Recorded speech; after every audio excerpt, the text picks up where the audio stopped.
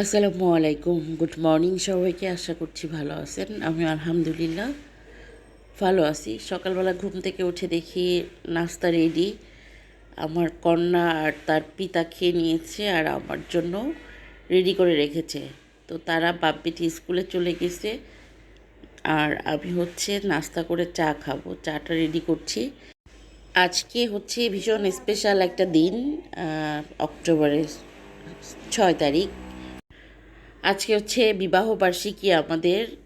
দেখতে দেখতে 7 বছর পার করে ফেললাম একসাথে। তো 8 বছরে পা রাখলাম। তো আজকের প্রিপারেশন এইগুলোকে কেন্দ্র করেই। তো এই দিক দিয়ে আমার বড় কন্যা তার বাবাকে নিয়ে স্কুল থেকে ব্যাক করেছে। আসার সময় ছোট কন্যার জন্য একটু নাস্তা নিয়ে আসছে। আজকে সকালবেলা ঘরে নাস্তা রেডি করিনি, মানে ওভাবে নাস্তা রান্না করা হয়নি। তো যে যেটা খেয়েছি। আর ছোটো মেয়ে তো আবার একটু এটা সেটা খায় না, তার জন্য একটু অন্যরকম প্রিপারেশন থাকতে হয়। তো যাই হোক, সকালবেলা চাপ না নিয়ে ভাবলাম দুপুরে আজকে একটু রান্নাবান্না করব। তো এখানে চিংড়ি নিয়েছি, ইলিশ নিয়েছি, চাঁদপুরের ইলিশ নিয়েছিলাম, গরুর মাংস আছে, আর চিকেন রোস্ট। তো এইগুলোই আজকে রান্নাবান্না হবে। তো আমি কিন্তু গরুর মাংসটা বসিয়ে দিয়েছি। পাশের চুলায় ইলিশগুলোকে হালকা করে একটু ভেজে হালকা সরিষা দিয়ে রান্না করব। তো আর চিংড়ির মালাইকারি করব, এগুলোই। তো এক এক করে না দুই চূড়া একটু একটু করে রেডি করছি। তো ননদকে ফোন করেছিলাম আসতে। তো ননদ বলছে যে আসবে, যদি ওর পরীক্ষা চলতেছে। তারপরে বলছে যে আচ্ছা ঠিক আছে, একবেলার জন্য হলেও আসবো। তো শুনে ভালো লাগছে বা আমি খুশি হয়েছি। তো এইগুলোই ব্যাপার। আর ওর জন্যই টুকটাক রান্নাবান্না করছি আর কি, আর তেমন কোনো গেস্ট নাই। তো এই যে হালকা সরিষা দিয়ে কিন্তু আমার ইলিশ হয়ে গিয়েছে, চিংড়িও হয়ে গিয়েছে। তারপর এরপর একটু বেরেস্তা করে চিকেনগুলো ভেজে নিব, চিকেন রোস্ট করব। তো একটা একটা করে রান্না করছি। আর পাশের চুলায় কিন্তু গরুর মাংস হচ্ছে। আমাদের ঘরে গরুর মাংসটা সবসময় একটু নরম নরম খাওয়া হয়, এই জন্য রান্নার শুরুতেই গরুর মাংস বসিয়ে রাখি আর বাদ বাকি একটা একটা করে রান্না করি। তো এভাবেই হয় রান্না বান্না। তো অলমোস্ট সব কিছু হয়ে গিয়েছে, এখন জাস্ট পোলাওটা করব আর চিকেন রোস্টটা হলেই হয়ে যায়। তো এই তো গেল রান্নাবান্নার চ্যাপ্টার। তো রান্নাবান্না তো করছি, বিয়েবাড়ির একটা ফ্লেভার তো আনতেই হবে। তো আমি সেভাবেই সেট মেনুগুলো রেডি করছি, যাতে বিয়েবাড়ির স্বাদ পাওয়া যায়। বিয়ের দিন বলে কথা। তো অনেক দিন সংসারে রান্নাবান্না হয় না সেরকম। তো আজকে ইচ্ছা করেই ভাবলাম যে একটু রান্নাবান্না করি। তো সব কিছু মিলে আলহামদুলিল্লাহ 7 বছর পার করে ফেললাম। এটা সত্যি খুব একটা ভালো ব্যাপার।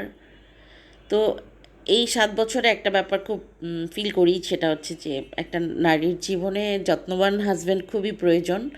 ধন সম্পদ, অর্থ কড়ি এগুলোর থেকেও একজন যত্নবান লাইফ পার্টনার সত্যি খুবই মূল্যবান অ্যাসেট। তো সেটা আমি ফিল করি। যাই হোক, আল্লাহ পাক আমাদের যাতে ভালো রাখে, দোয়া করবেন সবাই আমাদের জন্য, যাতে বাকি জীবন একসাথে থাকতে পারি। তো এই তো ব্যাপার। বিয়ের আগে আমি তার সাথে আমার পূর্ব পরিচয় ছিল প্রায় 10, 12, 14 বছর। তো তারপর সিদ্ধান্ত নিলাম আসলে বিয়ে শাদী করার। তো যাই হোক, হয়ে গিয়েছে। তো আমি কিন্তু তার কোনো কিছু দেখে, পরিবার বা এটা সেটা কোনো কিছু দেখে তার সাথে আমি আবদ্ধ হইনি। আমি জাস্ট তাকে দেখেই বিয়ে করতে চেয়েছি বা হয়েছে। কারণ সে যতদিন আমার সাথে বিয়ের আগে মিশছে, আমার মনে হয়েছে যে সে যথেষ্ট যত্নবান একজন পুরুষ। আমি হয়তো যত্নে থাকবো। কেমন হয়েছে বলো? হ্যাঁ, কেমন হয়েছে? মজা হয়েছে। মজা হয়েছে? তুমি বলো কিছু। মুরব্বী, আপনার বিয়ে বিয়ে বাড়ি খাওয়ান কি হয়েছে নি? ও মুরব্বী, ভালো হয়েছে? আব্বা, মাই ডিয়ার ডটার, এই বাবা, কেমন হয়েছে? এই তুমি কিছু বলো। মজা, ভেরি ইয়ামি। Very yummy. খাও বিয়ে বাড়ি।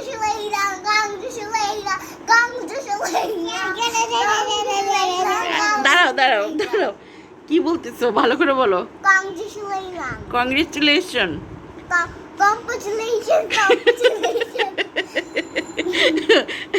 এই তুমি স্কুলে যাও, ইংরেজি বলতে পারো না? কম্বসুলেশন। তুমি বাবা মাকে কংগ্রেস করতেছো? Of course, of course, of course. আজকে কি day? Ask mommy's and daddy's happy day. কি day? Happy day. Marriage day গাধা। Marriage day. এই জন্য কংগ্রেচুলেশন না? হ্যাঁ। আরে আব্বা, thank you thank you thank you. আমার সোনাটা। তো সন্ধ্যার পর সে বের হয়েছিল, কিছু ফুল, আমার জন্য গিফট, একটা পারফিউম, তারপর একটা কেক, অনেক কিছু এনেছে। আমি খুব খুশি আলহামদুলিল্লাহ। তো এই ছিল আমাদের একটা সুন্দর মুহূর্ত, আমরা মোটামুটি সবাই এনজয় করেছি। তো যেটা বলছিলাম, আমার কথা তো বললাম, তার কথাও বলি। সেও কিন্তু আমার কোনো কিছু দেখে বা আমার পরিবারে কে আছে বা কে নাই, কি আছে, এগুলো কোনো কিছু দেখি সে আমাকে পিক করে না, সে জাস্ট আমাকে দেখেই আমাকে বিয়ে করেছে। তো যাই হোক, দুজনকেই বিয়ে করেছিলাম, পরিবার দেখিনি আমরা, কিন্তু পারিবারিকভাবে আমি ভীষণ ঠকেছি, সে কিন্তু ঠকেনি, এটা সে নিজেই বলেছে। তো আমার পারিবারিক, আমি নিজেকে আসলে সব করতে পছন্দ করি না, বাট আমার পারিবারিক ব্যাকগ্রাউন্ড যথেষ্ট ভালো আলহামদুলিল্লাহ।